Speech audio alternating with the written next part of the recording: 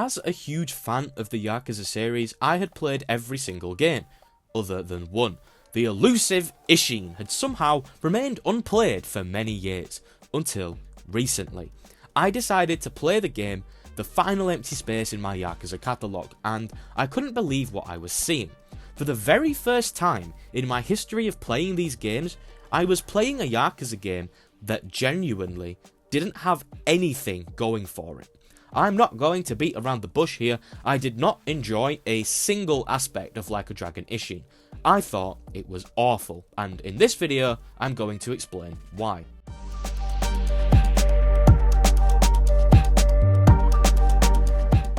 We're going to start with the combat, as that was the most disappointing aspect for me.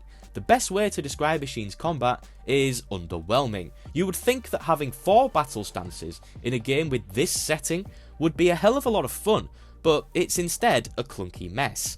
The game gives you multiple stances, each designed to offer distinct playstyles, yet none of them manage to feel satisfying. Instead of empowering you with diverse combat options, it burdens you with systems that feel undercooked and are frustrating to use.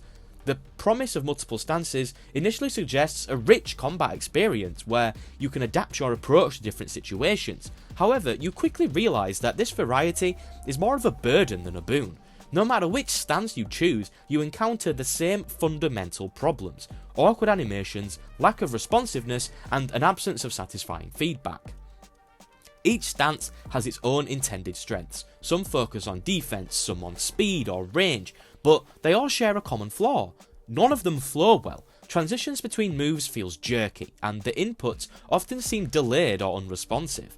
This disrupts your ability to string together combos or, more importantly, react to enemy attacks fluidly. Instead of feeling like you're mastering a nuanced combat system, you're left fighting against the controls themselves. The clunkiness of the combat is pervasive, affecting every aspect of your experience. Attacks feel sluggish and lack impact, making it difficult to connect with the action. When you press an attack button, there is often a noticeable delay before the attack connects, creating a disconnect between your inputs and what's happening on screen, which is obviously a problem. And this delay is compounded by lengthy animations that lock you into specific actions, preventing you from adapting on the fly.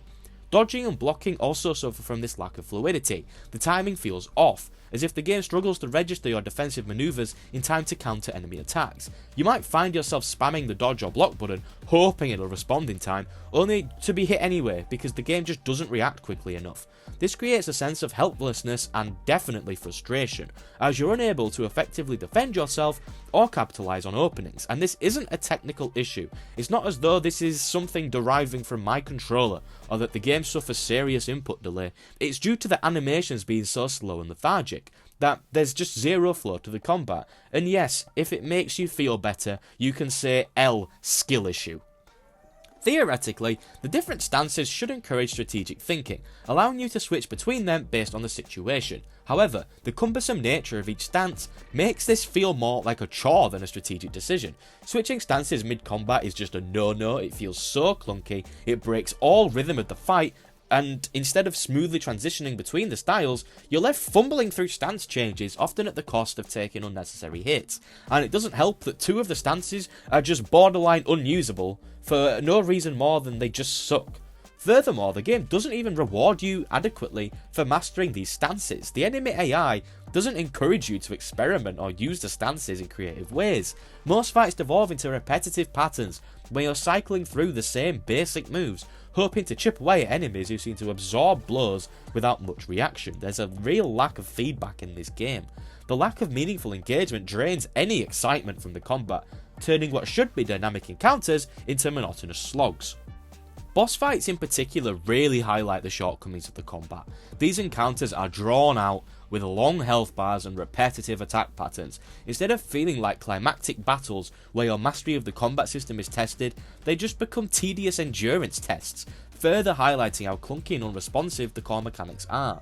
There's none of the pizzazz, for lack of a better term, that you've come to expect from boss battles in a Yakuza game. In the end, the combat in Ishin is a case of ambition falling short. The multiple stances could have been a highlight, but they are instead hampered by really poor execution, leaving you with a combat system that feels more like an obligation than a source of enjoyment. If this game were to have something going for it, it would be the world. It looks really quite nice. The game's aesthetic charm lies in its meticulous attention to detail. Cobblestone streets, traditional wooden buildings, vibrant marketplaces, and serene temples all come together to create a world that feels both historically rich and alive. Lanterns glow warmly at night, casting soft light over the streets, while daytime scenes capture the hustle and bustle of a thriving urban centre. However, this beautiful world quickly reveals its frustrations once you start navigating it. One of the key annoyances stems from the game's stamina system. As you explore the world, your character tires out really quickly, which slows down your pace significantly. This can make what should be a visually engaging stroll through the city feel like a chore. The stamina system forces you to either move at a sluggish pace or constantly manage your stamina by walking, which breaks any flow of exploration. This isn't an issue exclusive to Isshin. A lot of older Yakuza games had this annoying stamina depletion, but what makes it so grating in this game specifically is my next point. The game frequently sends you on errands that require traversing large distances across the city. Many missions involve travelling from one district to another, often requiring you to walk back and forth between the same locations. There is fast travel, but they aren't readily available early on or even between most tasks. You end up spending a lot of time simply moving from A to B, and then back to A again. This design choice makes the otherwise breathtaking city feel like a series of repetitive corridors. I really cannot emphasize enough how often this game just asks you to walk somewhere for a cutscene to then walk back. I was in disbelief at how often this happens. It's almost half of the game, and these locations are also nowhere near each other. I mean, just look at this on screen now. This is the entirety of the first half of the game. It's literally just this.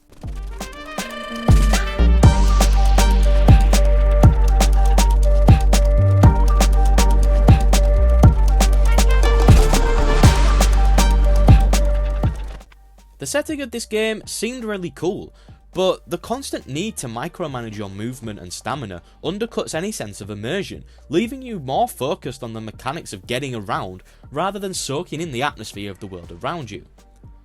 The story is something that really should have been interesting. The narrative draws heavily on the historical backdrop of the Bakumatsu period, blending real historical events with the familiar faces of Yakuza characters, reimagined as key historical figures. While it's thrilling at first to see beloved characters like Kiryu as Sakamoto and others taking on roles within the historical drama, the story itself struggles with several significant issues that make it feel entirely underwhelming. One of the biggest issues with the story is its pacing. Wow, a Yakuza game with poor pacing? Colour me shocked. The game starts with an intriguing premise, political intrigue, betrayal and revolution. However, after a strong opening, the narrative slows down considerably. Long stretches of gameplay are filled with errands and repetitive fetch quests that break any flow the main story could have garnered. These distractions, while yes, are part of the broader Yakuza experience, really dilute the urgency of this game, and the emotional weight of the central plot just doesn't feel as prevalent, as it grinds to a complete halt far too often. At times, critical story moments feel rushed or crammed into brief segments between lengthy periods of downtime. Conversely, other parts drag on way too long, filled with exposition or unnecessary filler that doesn't significantly advance the plot in any way. This uneven pacing makes it really difficult to stay engaged with the overarching narrative, as the emotional highs and critical plot developments are spaced too far apart. And whilst the idea of setting the story in a turbulent historical period is compelling, I think this is a really good idea for a spin-off. The game often falls short in fully leveraging this context.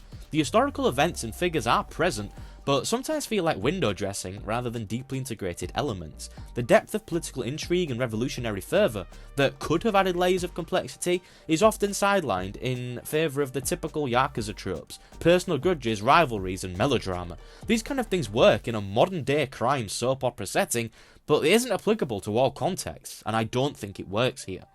Whilst it's undeniably fun to see Yakuza series characters reimagined as samurai, government officials or revolutionaries, the novelty can only carry the narrative so far. The characters feel familiar, but their roles in this historical setting often lack the depth or development seen in their modern day counterparts.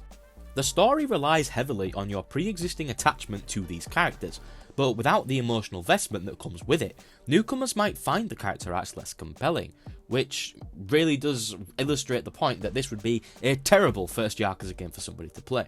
It feels as though the Yakuza cast have decided to partake in a play and that they're just cosplaying as these characters. It is fun at first where you're like, oh my god, it's you, but once the novelty of that wears off, you really begin to notice how shallow the characterization is in regards to this particular game. It feels more like a reunion special than a cohesive narrative on its own, with a clear engaging progression. I very strongly feel that Isshin is the weakest Yakuza game I've played by a considerable distance. There are games in the Yakuza series that I think have major problems, but most of these games still have at least something going for them. I think Yakuza 4's story is absolutely horrendous, but the gameplay is quite fun. I think Yakuza 3's combat is absolutely god-awful, but the story is really engaging if you can put up with really slow-paced orphanage simulator for a little while. But with Ishin, there was just nothing at all that I thought they got right. My understanding is that this game is highly regarded by other Yakuza fans, but I theorise that this just has to be due to being intrigued by what is genuinely a really fun idea for a spin-off, rather than the execution of it itself. The combat is so clunky and frustrating. You spend half of the game walking from A to B and then back to A. The story presents some interesting ideas for sure, but ultimately feels bland with a strong case of wasted potential. I really wanted to enjoy Like a Dragon Ishin, but unfortunately, there just wasn't much to enjoy. Thank you for making it to the end of this negative video. I hate making negative videos, but I just had to be honest about this one. I really didn't like it, but anyway, that is all for now. If you liked the video, please leave a like, it really does help. And if you want to see more videos from me where I'm not slating your favourite games, then make sure to subscribe so you see them every single week. But for now, that is all. Have a nice day, and goodbye.